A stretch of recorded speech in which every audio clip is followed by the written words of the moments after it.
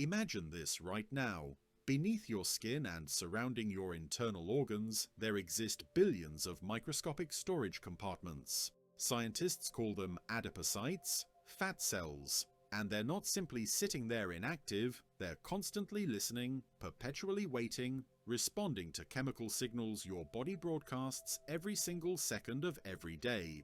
And here's what most people never realize. The instant you stand up and start moving, a chain reaction of molecular events kicks off inside those cells that doctors rarely explain. Within minutes, not weeks, not months, but mere minutes, your fat cells begin altering their behavior in ways that would appear nearly impossible if observed under a microscope. Most people believe fat cells are simply inactive blobs that reduce in size when you burn energy, but the reality? They're more like sophisticated vaults with security systems, transport mechanisms, and a direct communication channel to your brain. And when you walk for only 30 minutes, you're not just moving your body, you're transmitting a powerful signal that reaches every single one of those billions of cells. Stay with me, because what unfolds next is something few people discuss. Before we explore the timeline, let's discuss what fat cells truly are, because grasping this transforms everything. Your body houses somewhere between 30 to 40 billion fat cells. But here's the remarkable part. These aren't simple storage bags. They're metabolically dynamic endocrine tissues. That means they manufacture hormones and interact with your entire body. Each fat cell functions like a maximum security vault. Inside, triglycerides sit locked away, triple-bonded molecules of fatty acids that cannot simply drift out independently. To access that stored energy, your body must break those molecular bonds through a mechanism called lipolysis, literally meaning the breakdown of lipids. And this mechanism doesn't occur randomly. It demands very precise signals, the correct enzymes, and the ideal internal conditions. Here's the mind-blowing aspect. Your fat cells are not working against you. They've been safeguarding you. When you consume more than your body requires, your fat cells expand and pack away that surplus as triglycerides, stopping those fats from flowing through your bloodstream and harming your organs. It's your body's protective mechanism. But when those cells become overfilled, when they're expanded past their capacity, they begin releasing distress signals through inflammatory molecules. That's when insulin resistance, heart problems, and metabolic issues can emerge. Now, picture this. You begin walking 30 minutes daily with consistency. What shifts isn't merely the scale number. What shifts is the function of those 30 billion cells. They transform into more responsive units, more efficient systems, more prepared to release what they've been hoarding. They transition from a condition of constant storage to a condition of active equilibrium, storing when appropriate, releasing when signaled. And the research confirms this. A 2023 study published in the Journal of Health, Population and Nutrition discovered that consistent walking exercise dramatically improved lipid markers and decreased visceral fat in only 12 weeks. Another study from Physiological Reviews demonstrated that a single session of moderate exercise activates adipose tissue circulation and fat release, transporting fatty acids to active muscles in real time. This has been occurring inside your body without your awareness. But once you grasp the timeline, once you witness what's happening minute by minute, you begin to understand your body isn't malfunctioning. It's remarkably intelligent. And walking is the communication method it comprehends best. Now let's break down what actually occurs inside your fat cells when you put on your shoes and walk for 30 minutes. This isn't mystical. This is pure biology, and it unfolds in phases. Phase 1. The initial 5 minutes, the activation signal. The instant you begin walking, your body doesn't instantly access your fat reserves. Actually, for the opening few minutes, you're operating mainly on glucose, sugar that's immediately accessible in your bloodstream and stored as glycogen in your muscles and liver. But something essential is already starting. Your nervous system is activating, your heart rate climbs, blood circulation accelerates. and your body begins releasing adrenaline and noradrenaline, stress hormones, but in this scenario, beneficial stress. These hormones function like chemical messengers, traveling through your bloodstream until they contact your fat cells. When adrenaline connects to receptors on the fat cell surface, it's like inserting a key into a lock. It triggers an enzyme called hormone-sensitive lipase, HSL. This enzyme serves as the security guard. Its function is to begin dismantling those firmly bound triglycerides inside the fat cell into free fatty acids and glycerol, molecules compact enough to exit into the bloodstream. But here's the important detail: this mechanism requires time to build momentum. In those opening 5 minutes, your fat cells are receiving the activation signal, but they're not yet fully discharging their contents. Consider it like starting a cold motor. It requires a few minutes to heat up before it operates smoothly. Simultaneously, your muscles are gently consuming glucose from your blood. Insulin concentrations begin to decline slightly because your body detects that energy is being utilized, and that drop in insulin, that's another message to your fat cells. It's safe to release. Now, phase 2, minutes 5 to 15, the discharge initiates. By the time you've been walking for approximately 10 minutes, something extraordinary is occurring. Your fat cells have completely activated lipolysis. Those triglycerides are being fragmented, and free fatty acids are escaping the cell membrane and entering your bloodstream. Now, here's where the warehouse comparison really becomes clear. Imagine your fat cells as storage facilities with a one-way exit that's typically locked. Walking doesn't just unlock the exit, it also boosts blood circulation to your adipose tissue. Think of this like establishing delivery pathways. The fatty acids require transportation to reach their destination, and that transportation is your bloodstream. Research demonstrates that during moderate activity, blood circulation to adipose tissue increases substantially, facilitating the departure of fatty acids from the fat cells and their journey to your muscles. Your muscles, meanwhile, are beginning to adjust their fuel selection. In the opening minutes, they were consuming mostly glucose, but now, as free fatty acids arrive, your muscle cells start to absorb them and guide them into microscopic powerhouses called mitochondria. Mitochondria are where the transformation occurs. They accept those fatty acids and, through a mechanism called beta oxidation, transform them into ATP, the energy currency your body operates on. At this moment, you're in an optimal metabolic state. Glucose oxidation is continuing, but fat oxidation is accelerating. Your body is discovering that it doesn't need to conserve everything, it's discovering to trust that energy is accessible and movement is regular. And here's a vital understanding from the research. This phase is where most individuals quit.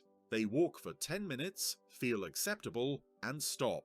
But they overlook the most powerful metabolic transformation that's about to occur.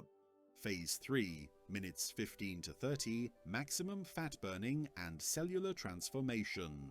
Welcome to the optimal zone. By the time you're 15 to 20 minutes into your walk, your body has completely transitioned into fat-burning state. Studies repeatedly demonstrate that fat oxidation reaches its peak during moderate intensity exercise at approximately 45 to 65% of your VO2 max, which for most individuals is a brisk walk where you can still converse but feel somewhat breathless. At this phase, somewhere between 50 to 60% of the energy you're utilizing comes directly from fat. Your fat cells are discharging free fatty acids at a consistent rate. Your muscles are efficiently combusting them. And something else is occurring that's frequently ignored. Your fat cells are becoming more receptive to future signals. Consider it this way: every time you walk, you're conditioning your fat cells to respond. You're multiplying the quantity and effectiveness of the enzymes participating in lipolysis. You're improving blood circulation to adipose tissue. You are even affecting gene expression inside those cells, making them more metabolically adaptable over time. Research published in Biomolecules in 2020 revealed that regular moderate intensity exercise increases the expression of proteins involved in fat transport and oxidation. things like fat CD36 and fatty acid binding proteins. These are the cellular machinery that make fat burning efficient. But here's where it becomes even more intriguing. During this phase, your body is also manufacturing a molecule called irisin, sometimes labeled the exercise hormone. Irisin is secreted by your muscles during physical activity, and it travels to your fat tissue where it accomplishes something truly remarkable. It encourages white fat cells, storage fat, to behave more like brown fat cells, fat that burns energy to generate heat. This process is called browning, and it's one of the explanations why consistent walking doesn't just burn fat in the moment. It modifies how your fat tissue behaves all the time, even during rest. By the time you reach the 30-minute mark, your glycerol levels in the blood are elevated, your insulin is low, and your body is in a condition of active energy flow. You're not just burning calories, you're reprogramming your metabolism. Phase 4, post-walk, the afterburn and long-term adjustment. Here's something most individuals don't understand. The benefits don't cease when you stop walking. For hours after you complete, your body continues to burn fat at an elevated rate. This is sometimes called the afterburn effect, or more technically, excess post-exercise oxygen consumption, EPOC.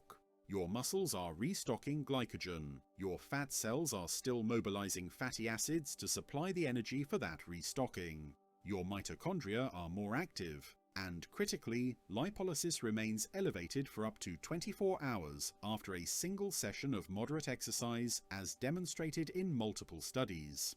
But the genuine transformation occurs when you do this consistently. When you walk 30 minutes daily, day after day, your fat cells experience long-term adjustments. They become less resistant to lipolysis, they store less and release more. Inflammation markers decrease, insulin sensitivity improves, your body discovers that movement is the standard, not the exception. And here's the beautiful contradiction.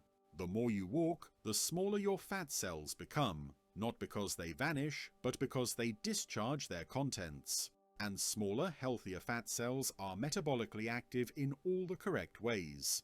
They manufacture beneficial hormones like adiponectin, which protects against insulin resistance and inflammation. Let's anchor all of this in the actual research, because this isn't just theory, it's measurable, observable biology. A landmark 2020 review in Biomolecules examined how aerobic exercise regulates fat metabolism. What scientists discovered was that the fatty acid oxidation rate during exercise depends on 4 key processes. 1. Triglyceride breakdown in fat cells. 2. Fatty acid transport from blood to muscle. 3. Availability and breakdown of intramuscular fats. And 4. Transport of fatty acids into mitochondria. Walking at a moderate pace optimizes all 4 of these processes simultaneously. Another study published in the American Journal of Physiology discovered that during moderate intensity exercise like walking, fat oxidation can account for up to 60% of total energy expenditure,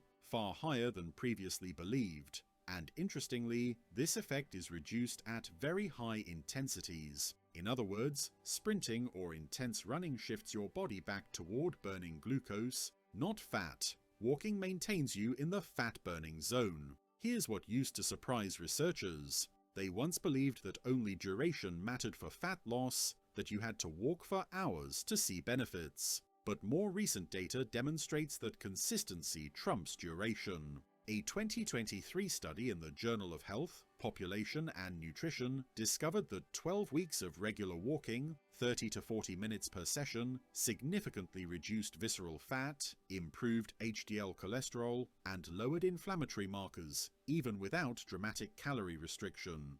And then there's the discovery of irisin and the browning of white fat. This was groundbreaking because it demonstrated that exercise doesn't just burn fat, it changes the type of fat you have. Brown fat is metabolically protective, it burns energy, it regulates body temperature, and walking is one of the most effective, accessible ways to stimulate its development. What about safety, and who should be cautious? Walking is incredibly low risk, but there are still considerations.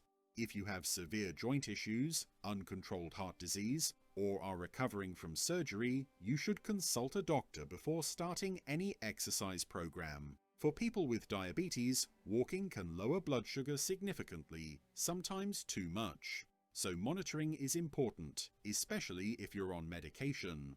But for the vast majority of people, walking 30 minutes a day is not only safe, it's one of the most evidence-backed interventions for metabolic health we have. The key is to listen to your body. Start where you are. Build gradually. Consistency is everything. So let's bring this full circle. What happens to your fat cells when you walk 30 minutes a day? They wake up, they respond, they release, they adapt, they become more metabolically flexible, more efficient, more willing to work with you instead of against you. You're not at war with your body. Your fat cells aren't the enemy. They've been doing exactly what they were designed to do: protect you, store energy, communicate with your organs. But when you introduce consistent movement, when you walk with intention and regularity, you give those cells a new set of instructions. You tell them, it's safe to let go. We're moving now. We don't need to hoard anymore. And over time, your body listens. Fat cells shrink, inflammation decreases, insulin sensitivity improves, mitochondria multiply, blood flow increases, hormones balance. And the best part, this isn't about perfection. It's not about running marathons or crushing yourself in the gym. It's about showing up, putting one foot in front of the other, and trusting that your body is doing exactly what it's designed to do. This is a tool, not magic. It's biology, not a quick fix. And it works because it respects your body instead of fighting it. So here's my question for you. What surprised you most? The biology, the timeline, or the idea that your body is protecting you rather than sabotaging you? Share your thoughts in the comments. Someone reading your experience might need it. And if you want more science-based explanations without hype, subscribe. In the next video, we'll explore what most people get wrong about fasting and fat loss, and why ignoring it can quietly undo everything you've worked for. Now go take that walk.